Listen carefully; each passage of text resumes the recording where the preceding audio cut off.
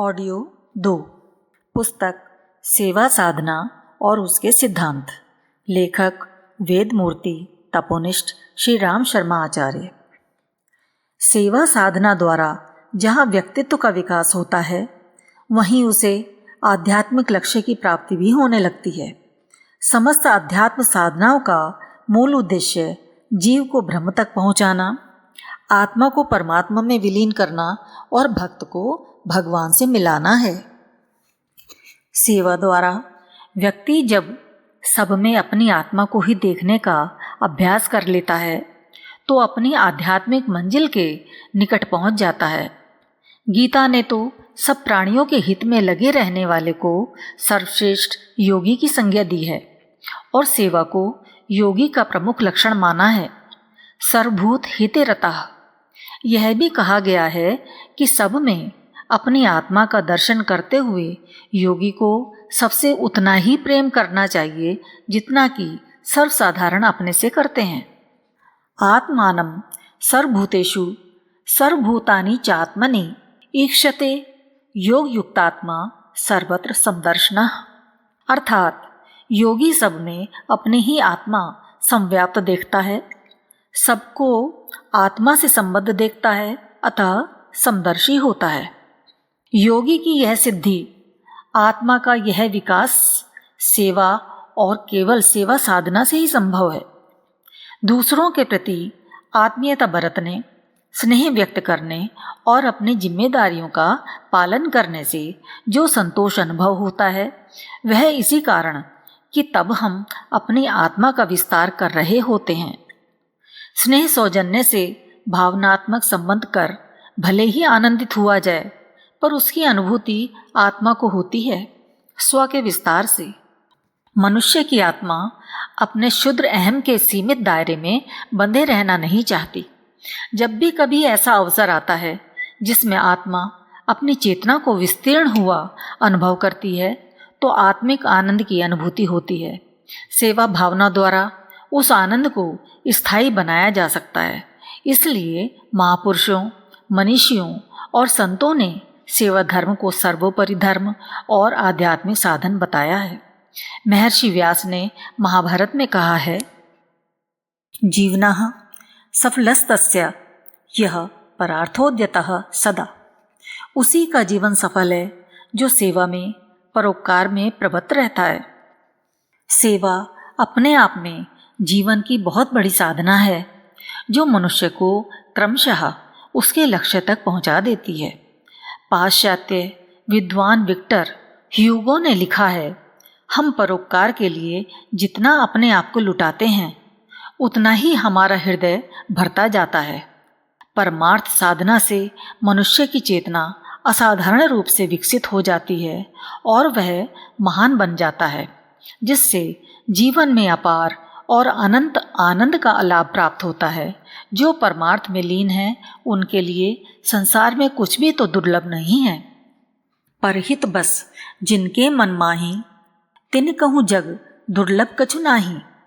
इतना ही नहीं, संत तुलसीदास ने यहाँ तक कह दिया है, परहित सरिस धर्म नहीं भाई, पर पीड़ा सम नहीं अधमाई। परमार्थ के समान संसार में कोई धर्म नहीं है, एवं दूसरों को पीड़ा कष्ट देने के समान पाप नहीं है। परोपकारः पुण्याय पापाय परपीड़नम। परोपकार ही पुण्य का जनक है एवं दूसरों को कष्ट देना ही पाप है। जो परमार्थ में लीन है, मनसा वाचा कर्मणा से, परोपकार में जिनका जीवन लगा हुआ है, वे ही सज्जन संत महात्मा हैं। पर उपकार वचन मन काया, संत सहज स्वभाव खगराया। सज्जनों की पहचान भी यही है, उनका जीवन परमार्थमय होता है। सेवा साधना सभी दृष्टि से मनुष्य मात्र के लिए आवश्यक है। नैतिक, सामाजिक, भौतिक और आत्मिक उन्नति के लिए सेवा मार्ग अपनाना मनुष्य मात्र का धर्म कर्तव्य है। इसकी आवश्यकता भी हर कोई अनुभव करता है, महत्व भी सभी समझते हैं और सेवा करने के भाव भी समय समय पर हृदय में उठते रहते हैं। फिर भी अधिकांश लोग सेवा मार्ग पर आरूढ़ होने के लिए प्रयत्न नहीं करते। इसके अनेकों कारण हो सकते हैं, पर सबसे मुख्य कारण स्वार्थ लिप्सा की पूर्ति में ही लगे रहना है। आवश्यकता इस बात की है कि हमारा जीवन, हमारे प्रत्येक कार्यकलापों का आधार व्यक्तिगत न होकर समष्टिगत होना चाहिए। आजकल अधिकांश मनुष्यों की मुख्य प्रवृत्तियां धनोपार्जन करने, समाज में प्रतिष्ठित होने, उच्च स्थान प्राप्त करने, सुखोपभोग करने तथा शक्तिशाली और सामर्थ्यवान बनने की दिशा में अग्रसर है। प्रत्येक मनुष्य किसी न किसी रूप में इन्हीं बातों में लगा रहता है। उसके जीवन की गतिविधियां बाह्य जगत में इन्हीं तथ्यों पर आधारित हैं, जबकि होना यह चाहिए कि मनुष्य अर्थ और सामग्री का संचय स्वयं के उपयोग अथवा संग्रह के लिए न करके सदुपयोग के लिए करे। उसका आधार सेवा पुण्य परमार्थ हो। आम्र वृक्ष कुछ ही व्यक्तियों से श्रम, सेवा और पोषण सामग्री प्राप्त करता है, किंतु जो कुछ भी वह अर्जित करता है उसे जन जन के लिए लुटा देता है। मिली विभूतियों के सदुपयोग का भी यही आधार होना चाहिए। किसी क्षेत्र में शक्ति सामर्थ्य अर्जित करके मिला हुआ उच्च पद या प्रतिष्ठा बुरी नहीं है। जीवन के सर्वांगीण विकास में इनकी आवश्यकता भी है, किंतु शक्ति, सामर्थ्य, पद तथा सत्ता का उपयोग गिरे हुओं को उठाने के लिए, जीवन पथ में भटके हुओं को उस पथ से निकालकर आगे बढ़ाने और आगे वालों को सहारा देने में हो, तभी इनकी सार्थकता है। दीपावली मनाई जाती है, घर घर दिए जलाए जाते हैं। प्रत्येक व्यक्ति दीपक जला सकता है। कदाचित कोई नहीं जला पावे तो गृह वधुएं पड़ोस में घर घर दीपक रखती हैं। कोई घर दीपोत्सव से, दीपावली से वंचित न रहे, यही आदर्श हमारे आनंदोपभोग का भी होना चाहिए। सेवा प्रत्येक व्यक्ति का आवश्यक धर्म कर्तव्य है। प्रत्येक को उसे अपनाना चाहिए। मनस्वी और विचारशील व्यक्ति इस पथ का अवलंबन कर अपना जीवन भी धन्य बना लेते हैं और सामाजिक उत्कर्ष का पथ भी प्रशस्त करते हैं। बहुत से व्यक्ति उन महापुरुषों के आदर्शों को सामने रखकर अपना सारा जीवन सेवा परायण बनाने की जीवन नीति बनाते हैं, पर सफलतापूर्वक उस नीति को कम ही क्रियान्वित कर पाते हैं। जो सफल नहीं हो पाते उनमें से सभी की निष्ठा अपरिपक्व या स्वार्थ पर आधारित नहीं होती, बल्कि इस साधना की सूक्ष्म बातों से अनभिज्ञता ही उन्हें सेवा मार्ग से विचलित कर देती है। लोकसेवी समाज का सर्वाधिक हितैषी और सर्वाधिक प्रमुख अंग होता है, लेकिन तब जबकि वह अपना सेवा कार्य निर्बाध और निर्दोष रूप से जारी रख सके। जिस प्रकार एक कवि की साधना अलग है, एक कलाकार अलग ढंग से कला की उपासना करता है, एक वैज्ञानिक दूसरे ढंग से विज्ञान की खोज करता है, सब समाज का काम कर रहे हैं, लेकिन उनकी पद्धति और मार्ग में काफ़ी अंतर है। लोकसेवी भी समाज का अंग है और प्रमुख अंग है। वह भी समाज के लिए समर्पित जीवन जीता है, पर उसकी साधना में भी कुछ विशिष्ट बातें होती हैं जिनका ध्यान रखना पड़ता है। अवरोध होते हैं जिन्हें दूर करना पड़ता है। कार्य पद्धति होती है जिसे अपनाना होता है, और रहन सहन तथा आचार विचार होते हैं जिन्हें साधना होता है। सेवा धर्म का महत्व, प्रतिपादन और आवश्यकता की चर्चा कई स्थानों पर की जाती है, जिनसे प्रभावित होकर लोगों में उस मार्ग पर प्रवृत्त होने की उमंग उठती है। कुछ लोग उस दिशा में प्रवृत्त भी होते हैं, पर प्रायः देखा गया है कि अधिकांश उस पथ पर अधिक समय तक नहीं चल पाते, क्योंकि सेवा धर्म की बारीकियां समझी हुई नहीं रहती और ना यही मालूम रहता है कि उसके लिए क्या क्या तैयारियां की जानी चाहिए। सेवा धर्म का समग्र रूप जीवन साधना है। उसके लिए लोक सेवियों को अपना दृष्टिकोण तदनुरूप बनाने से लेकर आचार विचार और रहन सहन को भी सेवा धर्म के अनुरूप ढालना पड़ता है। साथ ही उन बाधाओं की भी जानकारी रखनी पड़ती है जो लोक सेवी को दिग्भ्रांत कर सकती हैं या करती हैं। सेवा धर्म के इस स्वरूप पर आज तक कहीं स्पष्ट चर्चा नहीं हो सकी है। किन्हीं विचारकों ने इस विषय पर कुछ चिंतन भी किया है, तो वह अस्पष्ट और अव्यवहारिक सा ही है। यह स्मरण रखा जाना चाहिए कि सेवा धर्म अपनाने के लिए सम्यक तैयारी भी आवश्यक है।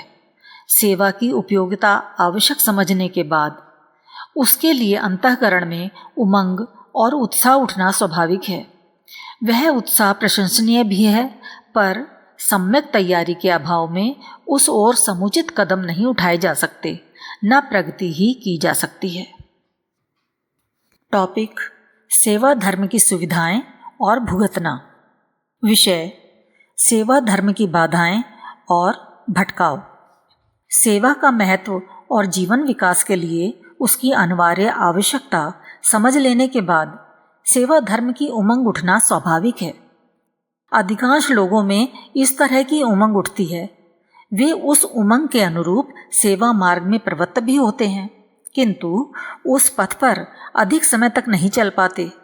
इसका कारण यह है कि लोक सेवा के प्रति आवश्यक उत्साह और निष्ठा का जागरण नहीं हो पाया।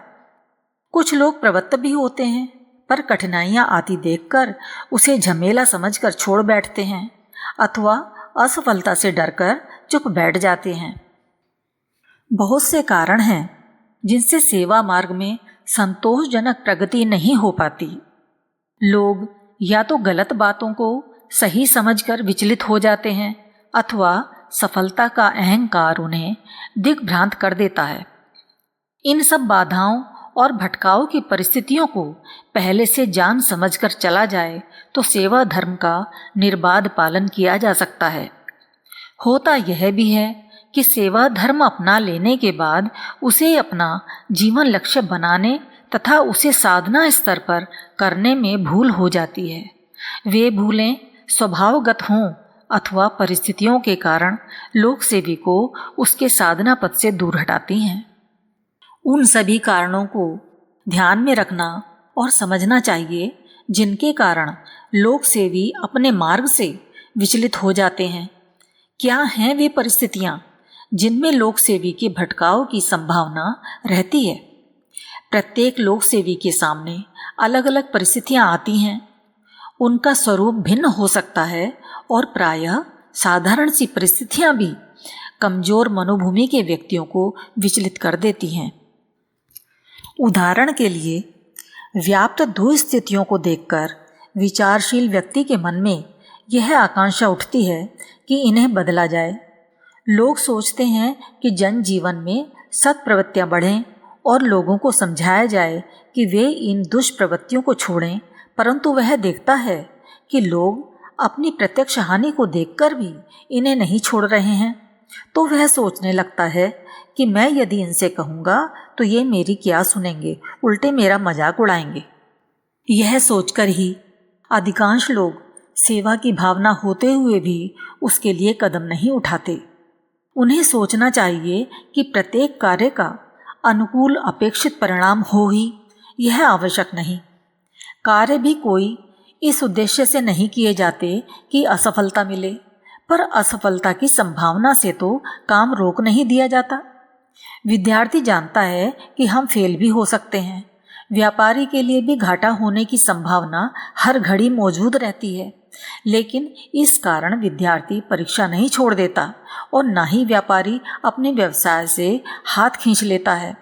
सफलता और असफलता दोनों ही संभावनाएं प्रत्येक कार्य के साथ जुड़ी होती हैं, इसे सब जानते हैं, पर असफलता के डर से कोई निष्क्रिय निश्चेष्ट नहीं हो जाता।